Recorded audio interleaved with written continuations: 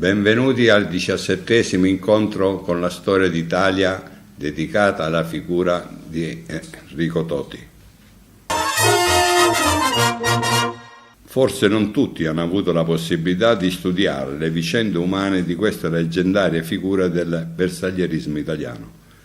Uno dei tanti nostri eroi della Prima Guerra Mondiale che a casa non fecero più ritorno perché restarono sul campo dell'onore. Nacque a Roma, nel quartiere di San Giovanni, il 20 agosto 1882. Egli non proveniva da famiglia agiata, tanto che dovette interrompere la scuola per la mancanza di mezzi di sostentamento causata dalla morte del padre. Nel 1897 è mozzo sulla nave scuola Ettore Fieramosca, passando poi sulla nave da guerra di terza classe Agostino Barbarigo, nome di un doge, adibita soprattutto ai collegamenti con le colonie e demolita nel 1916. Congedatosi nel 1905, fu assunto come fuochista nelle ferrovie dello Stato e, svolgendo tale lavoro, subì la mutilazione della gamba sinistra per un incidente di servizio avvenuto nella stazione di Colleferro. La sua vita cambia e allora diventa artigiano, si dedica a lavorare il legno e a piccole invenzioni, alcune delle quali sono anche importanti per quel tempo e come tali sono custodite nel Museo Storico del Bersagliere a Roma. Fu commerciante occasionale, di tanto in tanto venditore di cartoline e persino un maestro di lingua italiana quando a Stoccolma la neve lo blocca per un mese intero ed egli non sa più come mantenersi per vivere. Giramondo per amore di sportivo e per naturale tendenza del carattere avventuroso, nel 1911 con la sua bicicletta e con una gamba sola fa il giro di tutta l'Europa fino in Russia.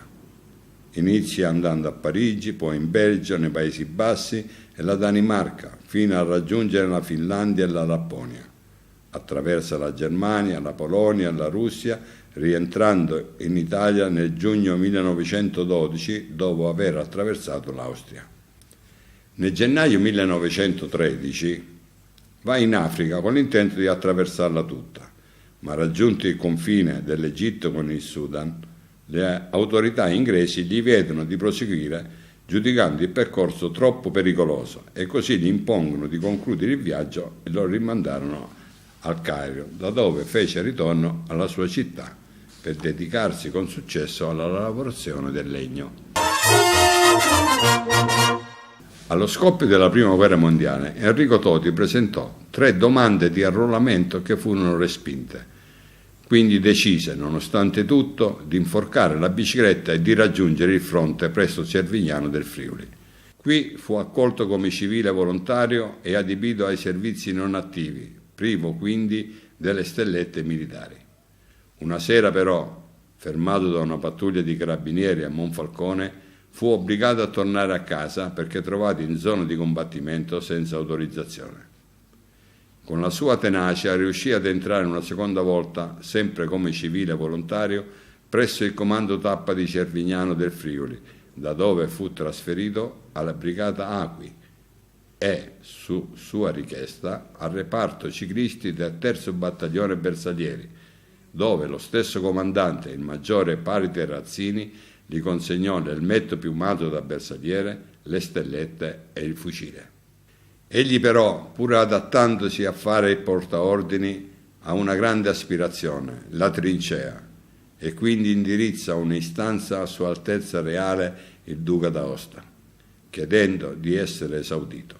Il comandante dell'invitta armata e il generoso condottiero delle più disperate battaglie della nostra guerra, profondo conoscitore d'uomini e virtù, misura tutta la bellezza di quella ostinata dedizione e di non ai regolamenti sulla idoneità fisica cede il passo all'ardore spirituale.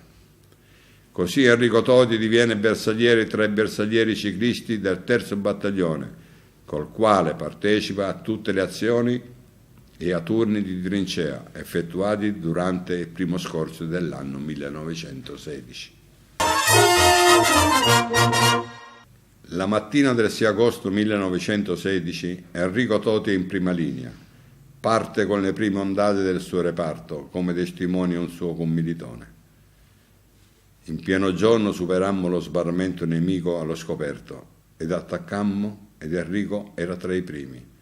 Aveva percorso 50 metri quando una prima pallottola lo raggiunse. M'avvicinai mentre eravamo entrambi allo scoperto. Non ne volle sapere di ripararsi. Continuava a lanciare bombe e per questo si doveva alzare da terra. Fu così che si prese una seconda pallottola al petto. Pensai che fosse morto. Mi feci sotto tirandolo per la gamba, ma lui scalciò. Improvvisamente si sollevò sul busto e afferrata la gruccia la scagliò verso il nemico esclamando: «Non moro io!» Una pallottola, questa volta l'ultima, lo colpì mortalmente, ma prima di morire bacia le piume che palpitano all'affanno del suo respiro sempre più debole. La sua grande figura, che campeggia immensa, oltre lo stesso smisurato valore del suo gesto, è gelosamente custodita nel cuore di chi crede che Enrico Toti non è solo un soldato eroe, ma è un simbolo che ha illuminato ed illumina la storia del nostro popolo. Che l'Italia non zoppichi più, questo vuole simboleggiare quel gesto. Ad Enrico Toti fu conferita una medaglia d'oro al valore militare. Il gesto di Enrico Toti, che rappresenta l'immaginoso delle favole e l'assurdo del mito, è recato ad esempio nelle scuole giapponesi, pur gelose del dovizioso patrimonio guerriero nazionale. Questa è la storia in breve di Enrico Toti. Nei pressi di quota 85, in un bosco da cui si scorge il mare, si trova il cippo eretto in suo onore, tra gli evidenti segni di vecchie trincee. La salma fu tumulata inizialmente a Monfalcone e poi il 24 maggio 1922, settimo anniversario dell'entrata in guerra dell'Italia, venne traslata a Roma, dove ricevette solenni funerali per poi essere tumulata nel cimitero del Verano. Su questo eroe esiste un'ampia bibliografia, ma personalmente ritengo che la migliore idea della sua figura è data dalle parole di Emanuele Filiberto di Savoia, il duca d'Aosta, comandante dell'Invita Terza Armata, non uno qualunque, nel messaggio alle truppe del Capodanno 1918 dal Piave. Nella schiera dei nostri eroi la figura di Enrico Toti si eleva sopra ogni altra e, trascendendo i limiti e gli attributi della persona, assurge alla forza di un simbolo grande e sublime di italianità, amor patrio insuperabile e spirito di sacrificio. Onorare la memoria di Enrico Toti vuol dire onorare il popolo italiano, che ha affrontato senza esitare i gravi sacrifici per il conseguimento degli ideali patri, senza nulla chiedere. Significa infine confermare la santità della causa ed elevare l'animo e la coscienza nazionale. Si conclude il 17° incontro con la storia d'Italia.